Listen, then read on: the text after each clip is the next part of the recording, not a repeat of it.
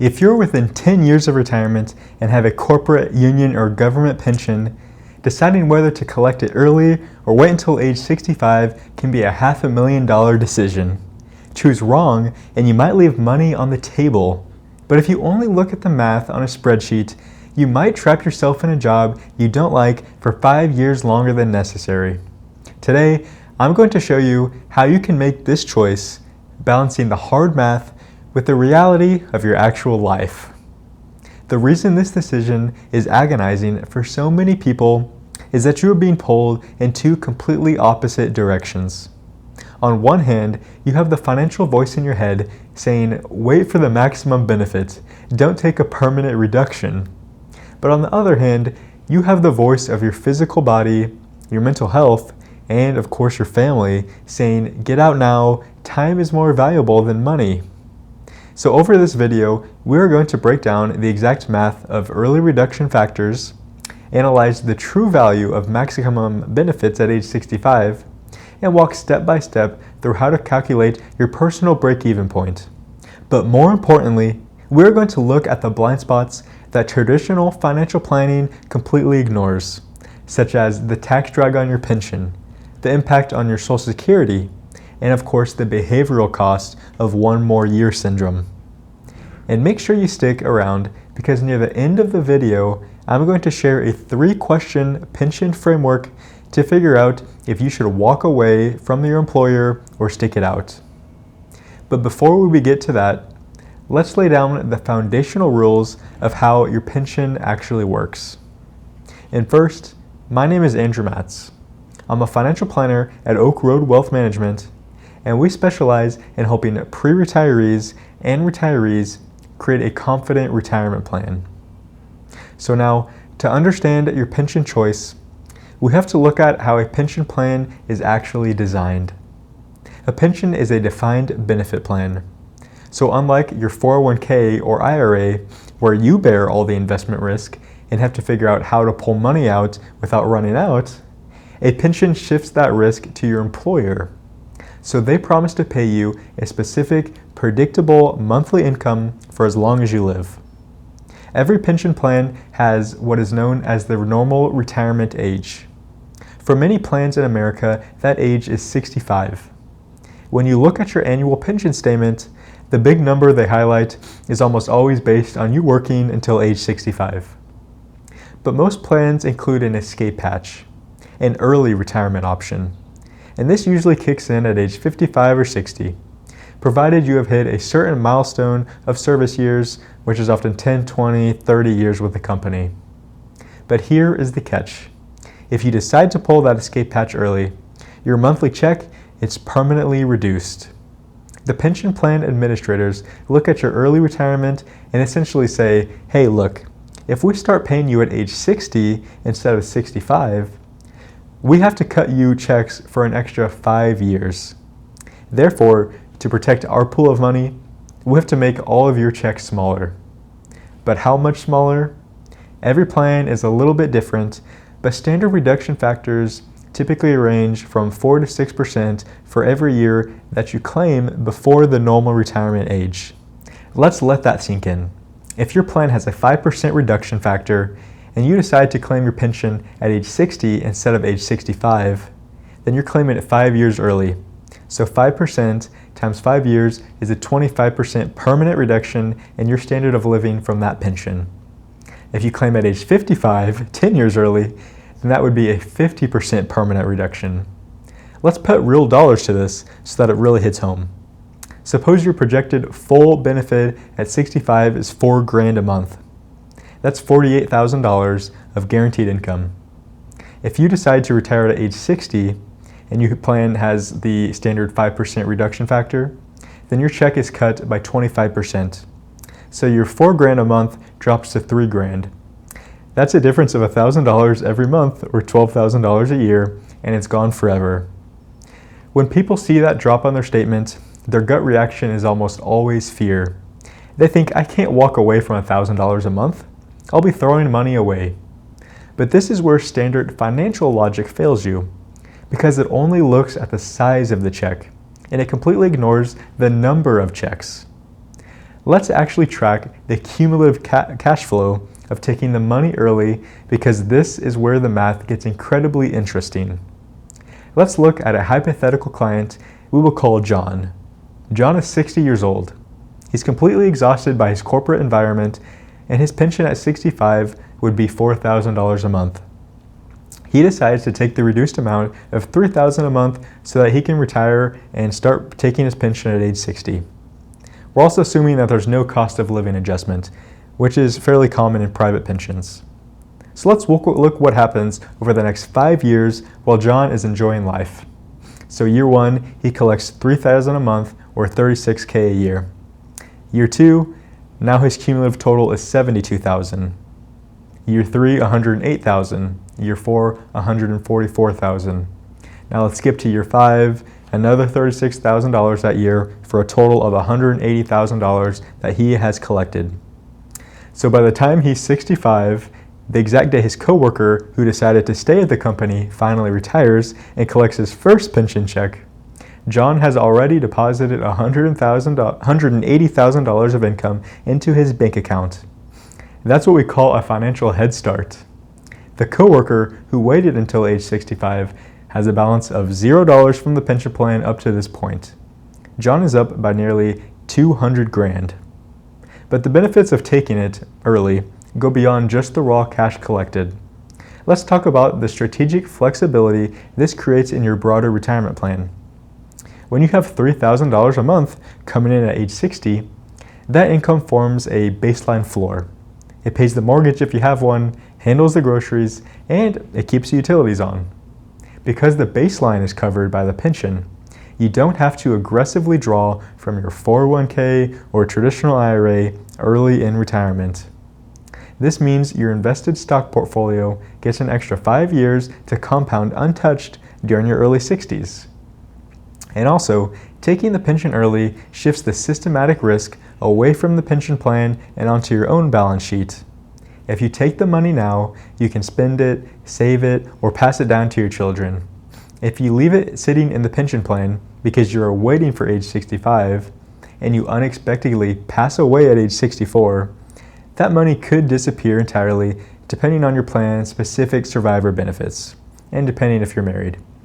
You're effectively betting your life against an insurance table. Now, to be entirely fair and objective, we have to look at the other side of the coin.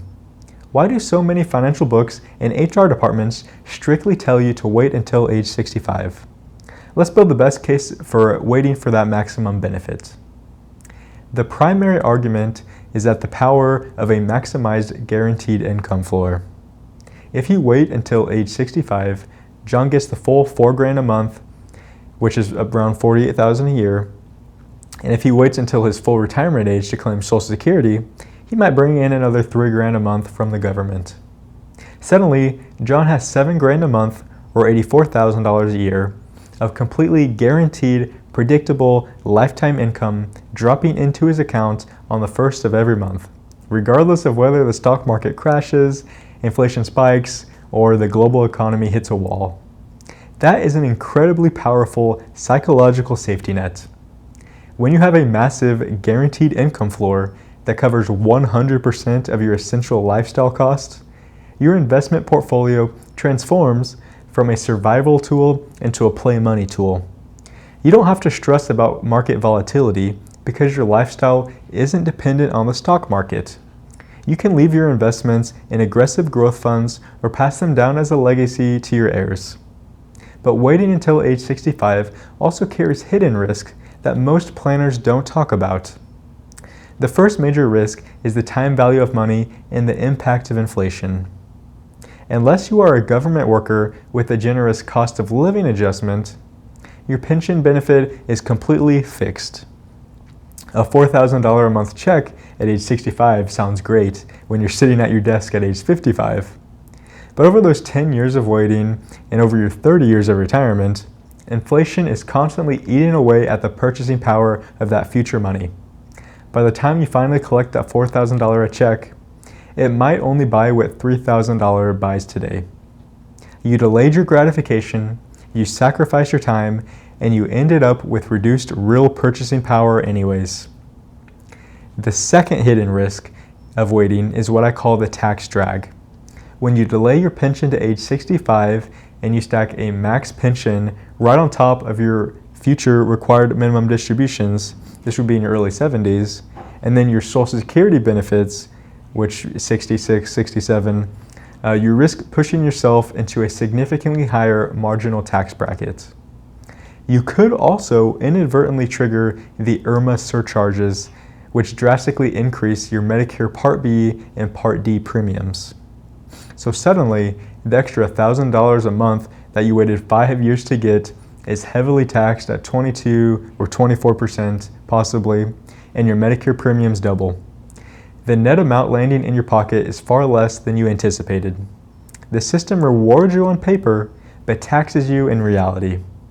So how do we settle this debate? How do we find the exact tipping point where waiting for the bigger check finally makes sense over taking the head start? We calculate the break-even age. So let's walk through a back-of-the-napkin math so you can run this for your own pension plan. So let's bring back our two paths for John. So path A was claiming early. So he's starting at age 60 and he's receiving those $3,000 a month, 36 grand a year. And then of course, path B is waiting until age 65 and receiving the full $4,000 a month or 48 grand a year. So as we established, by the time John turns 65, path A has given him a total head start of $180,000 a year. $180,000. Now at age 65, path B finally turns on and pays $4,000 a month, while path A only pays $3,000 a month. This means that, of course, path B is out earning path A by $12,000 a year, $1,000 a month. So to find out how many years it takes for the bigger check to erase that $180,000 head start, we take the total head start and divide it by the annual difference in income, which was $12,000.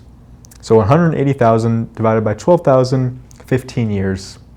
Because path B started at 65, we had the 15 to the age 65. So the break-even age is 80 years old.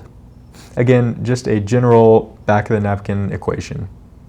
Let's look at what this tells us because it's a structural blueprint. If John passes away anytime before 80, say 72 or 76, then path A was the winner. He got more cash out of the system. But if he lives past age 80, then path B actually wins. So this is where longevity and family dynamics play a big role in the math.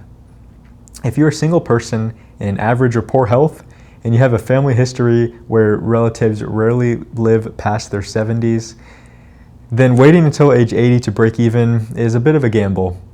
However, we have to look at the survivor benefits.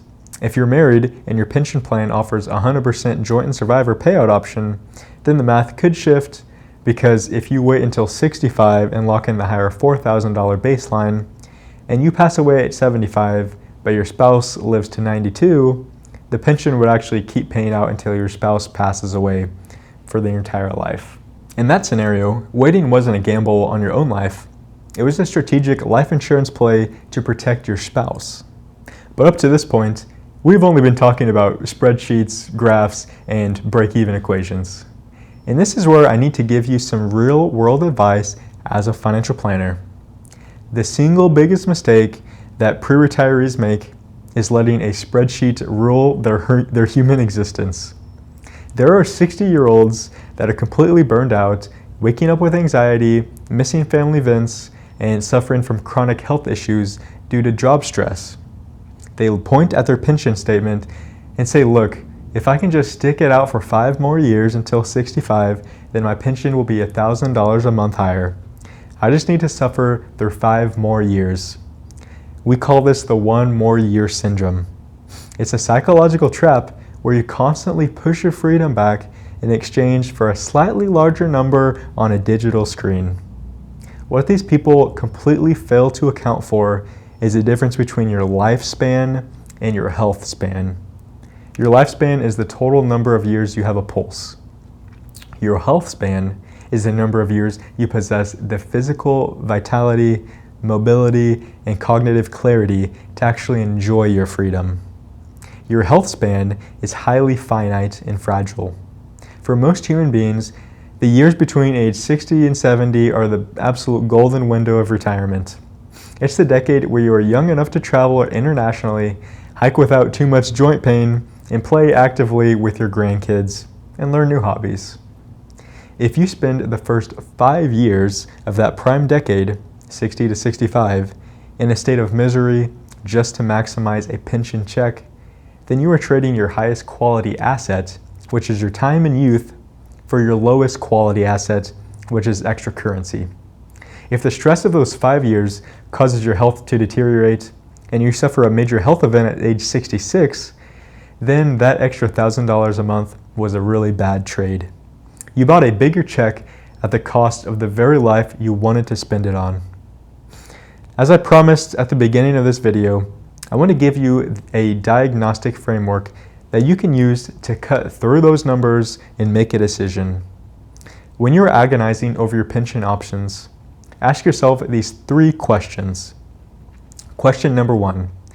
If you inherited $2 million tomorrow morning, completely tax-free, would you show up to your job on Monday? Be honest with yourself here. If your answer is an instant, resounding absolutely not, then you do not have a financial problem, you have a time allocation problem.